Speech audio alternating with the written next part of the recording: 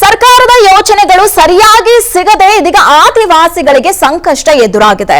ಅನ್ನಭಾಗ್ಯ ಯೋಜನೆಯಿಂದ ವಂಚಿತರಾದ ಆದಿವಾಸಿ ಜನರು ಅನ್ನುವಂತ ಪ್ರಶ್ನೆ ಇದೀಗ ಉದ್ಭವ ಆಗ್ತಾ ಇದೆ. ಶಕ್ತಿ ಯೋಜನೆ ವಿಚಾರಕ್ಕೆ ಸಂಬಂಧಪಟ್ಟಂತೆ ಚಾಮರಾಜನಗರ ಜಿಲ್ಲೆ ಹನೂರಿನ ಆನೆದಿಂಬ ಗ್ರಾಮದಲ್ಲಿ ಇದೀಗ ಪರದಾಟವನ್ನ ಮಾಡ್ತಾ ಇದ್ದಾರೆ.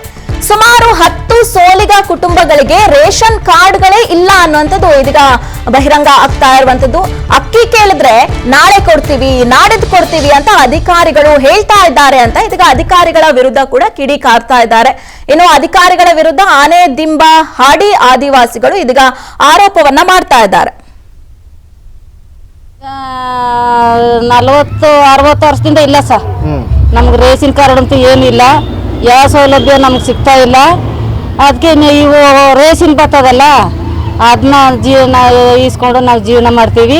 ನಮ್ಗೆ ಯಾವ ಸೌಲಭ್ಯ ನಮ್ಗೆ ಬರ್ತಾ ಇಲ್ಲ. ಈಗ ರಾಜ್ಯ ಸರ್ಕಾರ ಅನ್ನಭಾಗ್ಯ ಯೋಜನೆ ಯಾವ್ದು ಇಲ್ಲ ಸರ್, ನಮ್ಗೆ ಯಾವ ಸೌಲಭ್ಯನೂ ಇಲ್ಲ, ಏನು ಇಲ್ಲ ಸರ್, ಏನು ಇಲ್ಲ ಸರ್. ಈ ಮೊಟ್ಟೆ ರೇಷನ್ ಬಿಟ್ರೆ ನಮ್ಗೆ ಯಾವ ಸೌಲಭ್ಯ ಇಲ್ಲ ಸರ್.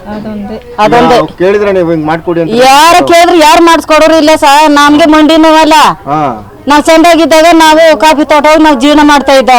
ಈಗ 5 ವರ್ಷ ನನ್ನ ಜಲ್ಮೀನ್ ನರ್ಕಾಗೋದಾಗ ಸರ್, ಮಂಡಿ ನೋವಿಂದ ನಾವ್ ಎಲ್ಲೂ ಕೂಲಿ ಕಂಬಳ ಎಲ್ಲೂ ಹೋಗಿಲ್ಲ, ಮಾಡೋಕಿಲ್ಲ. ಮಕ್ಳು ಸಪೋರ್ಟ್ ಮಾಡೋರಿಲ್ಲ. ನಾವ್ ಒಬ್ಳೆ ಒಂದ್ ಮನೇಲಿ ಮಲಿಕೊಂಡು ಅದು ಮನೆ ಚಂದಾಗಿಲ್ಲ. ಮನೆ ನೀರುದ್ರೆ ಎಲ್ಲ ಕೆಳಗೆ ಸುರಿತದೆ.